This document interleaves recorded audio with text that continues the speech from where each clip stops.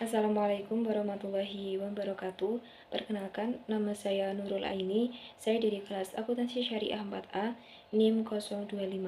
Dalam video kali ini, saya akan membacakan materi yang berjudul Korelasi dan Regresi untuk memenuhi tugas mata kuliah Statistika dosen pengampu Bapak Muhammad Rofiuddin. Langsung saja kita masuk pada materi yang pertama, yaitu korelasi, regresi, dan kausalitas. Korelasi menunjukkan derajat asosiasi atau keeratan hubungan antara satu variabel dengan variabel lainnya. Misalnya, korelasi mengeluarkan iklan dan volume penjualan.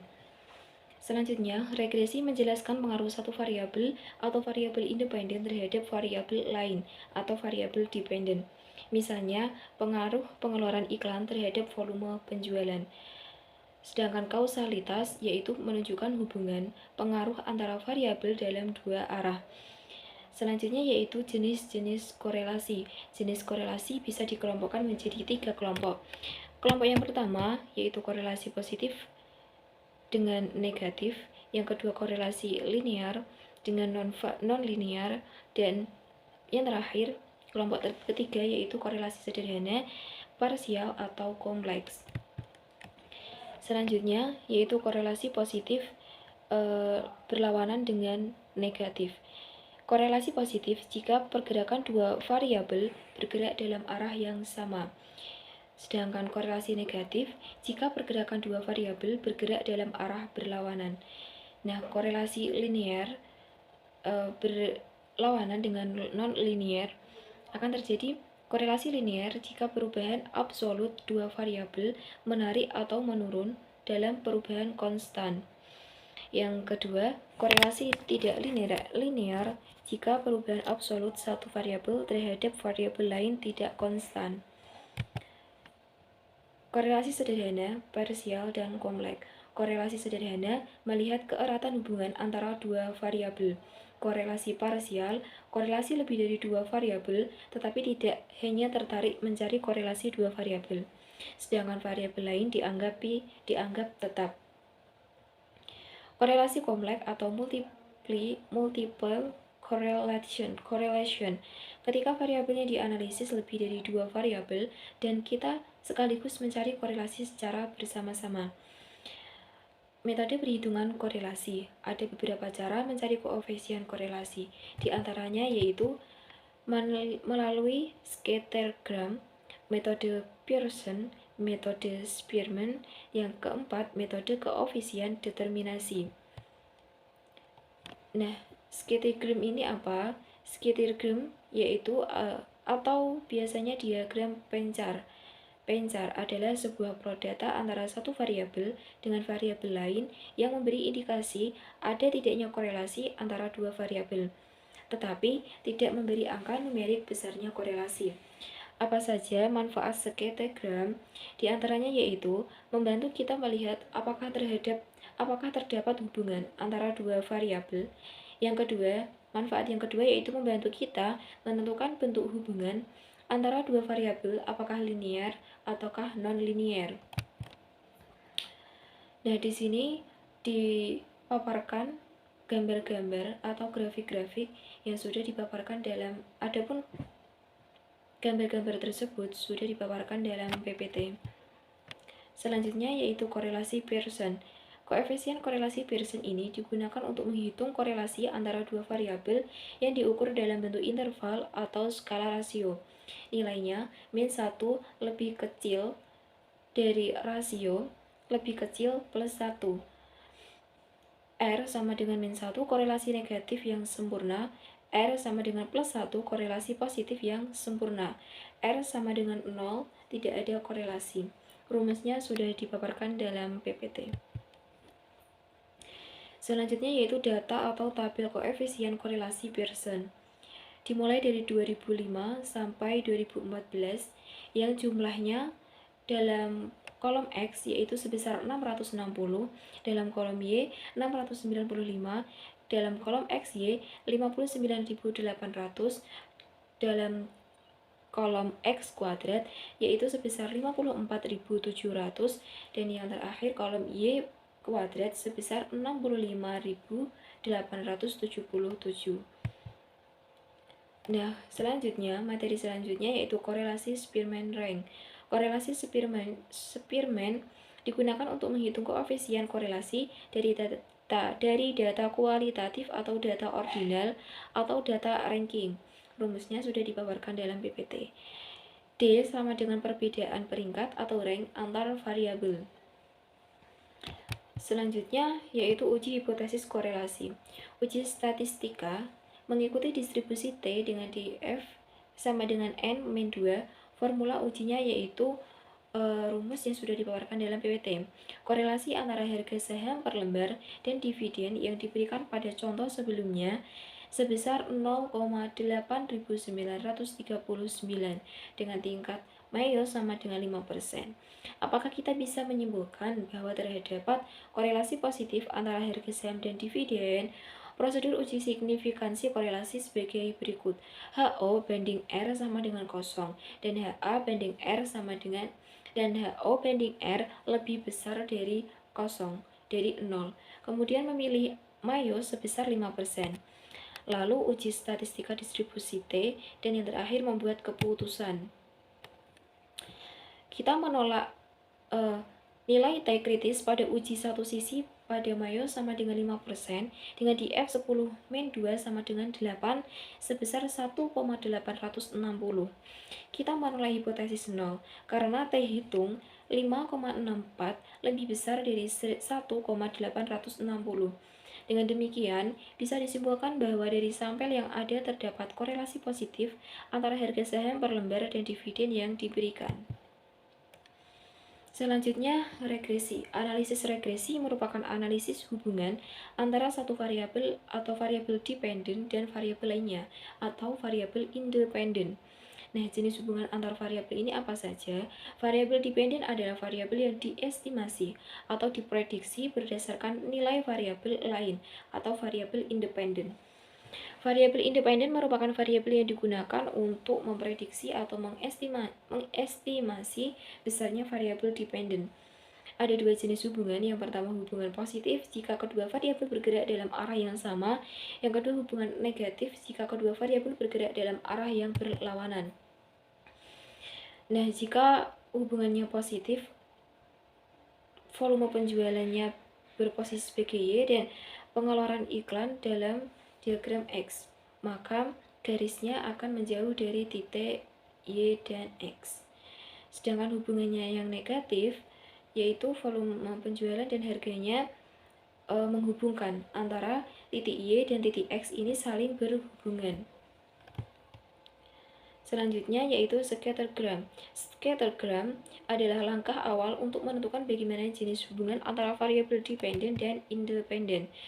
Selanjutnya metode least squares. Bentuk persamaan regresi yaitu Y1 sama dengan B0 B tolak plus B1 X1 plus E1. Y sama dengan variabel dependen, X sama dengan variabel independen, I sama dengan variabel gangguan, dan B0 sama dengan nilai konstanta atau intercept. B1 sama dengan nilai slope. Gambarnya sudah dipaparkan dalam PPT. Selanjutnya yaitu garis regresi merupakan prediksi variabel Y. Pertanyaannya, bagaimana pendapatan garis regresi agar nilai prediksi sedekat mungkin dengan aktualnya atau best fitting line? Metode least squares atau ordinary least squares adalah metode yang menjamin nilai prediksi bisa sedekat mungkin dengan data aktualnya. Residual adalah perbedaan antara nilai aktual dan nilai prediksi. Berdasarkan konsep residual ini, maka nilai prediksi bisa sedekat mungkin dengan data aktualnya jika nilai residualnya sekecil mungkin. Metode OLS menjumlahkan jumlah residual kuadrat agar residualnya sekecil mungkin. Secara matematis, meminimumkan jumlah residual kuadrat sebagai berikut.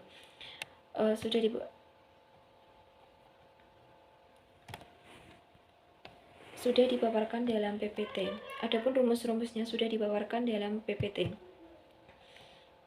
Nah, meminimumkan jumlah residual kuadrat dengan cara melakukan turunan atau diferensial parsial tersebut terhadap B0 dan B1 sebagai berikut. Penyelesaian persamaan di atas akan menghasilkan nilai intercept dan slope yang akan menjamin bahwa nilai prediksi variabel dependen sedekat mungkin dengan data aktualnya. Nah,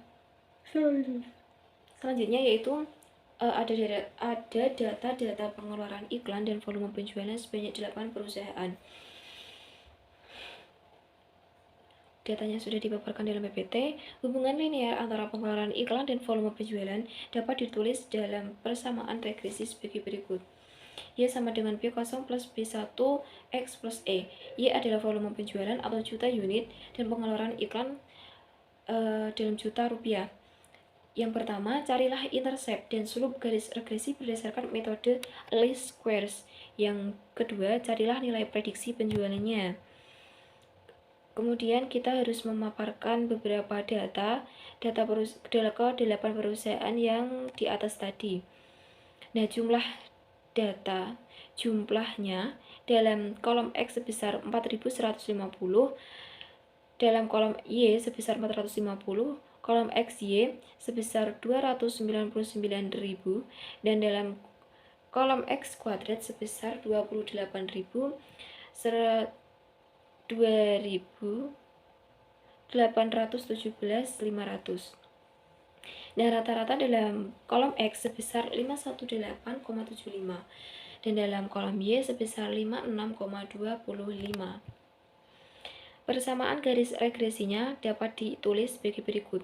Y sama dengan 5,0823 plus 0,0986X. Intercept 5,0823 menunjukkan ketika pengeluaran iklan 0, maka volume penjualan sebesar 5,0823 juta unit.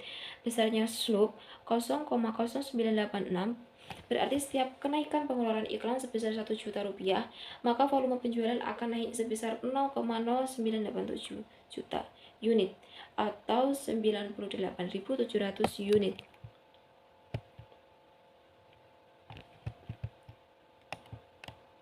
Selanjutnya yaitu nilai prediksi penjualan dapat dicari dengan memasukkan nilai pengeluaran iklan di dalam persamaan regresi. Misalnya bila pengeluaran iklan 1.000 juta, penjualan aktualnya 100 juta unit, sedangkan prediksinya 103,7189. Selanjutnya, standard error of estimate. Nilai prediksi sempurna jarang terjadi. Ukuran ketepatan prediksi disebut dengan standard error of estimate. Standard error of estimates ini mengukur persebaran nilai aktual terhadap nilai prediksi yang berada pada garis regresi. Standard error of estimasi ini dapat dicari dengan menggunakan formula sebagai berikut. Sudah dipaparkan dalam PPT. Selanjutnya, kembali ke regresi volume penjualan atas dasar besarnya pengeluaran iklan. Apakah kita bisa menggunakan garis regresi tersebut untuk melakukan prediksi penjualan perusahaan atas dasar pengeluaran iklan dengan melihat nilai standard error of estimate?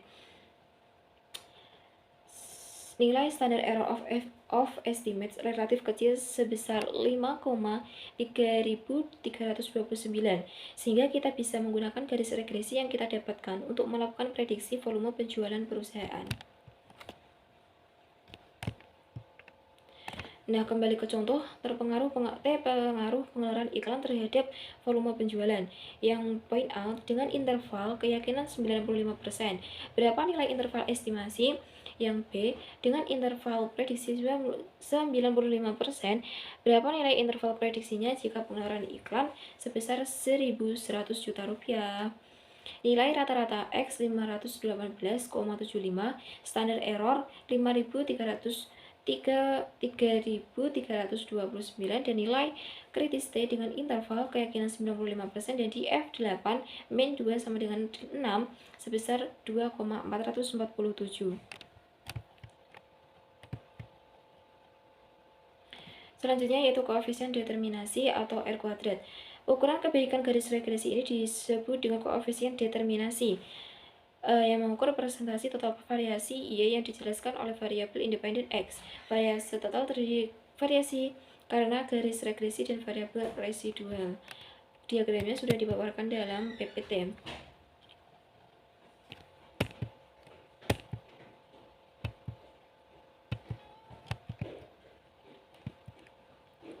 Selanjutnya yaitu kembali kasus regresi pengaruh pengeluaran iklan terhadap volume penjualan. Nah, berapa besarnya koefisien determinasi atau R kuadrat? Maka kita harus menyisihkan perhitungan koefisien determinasi berupa R kuadrat dalam bentuk tabel dulu. Dan jumlah dalam kolom Y sebesar 450 dan Y1 min Y2 min Y1 pangkat 2 sebesar 176.394. Nah, rata-ratanya sebanyak 56,25. Lalu dengan R kuadrat sama dengan 0,9743 berarti variasi volume penjualan dijelaskan oleh variasi pengeluaran iklan sebesar 97,43%, sisanya sebesar 2,57% dijelaskan oleh variabel lainnya. Dan yang terakhir yaitu regresi dengan program komputer SPSS. Di sini ditampilkan screenshotan tampilan dalam program komputer SPSS. Sekian pembacaan materi dari saya, kurang lebihnya saya mohon maaf. Billahi taufiq wal hidayah, wa ridwal inayah. Wassalamualaikum warahmatullahi wabarakatuh.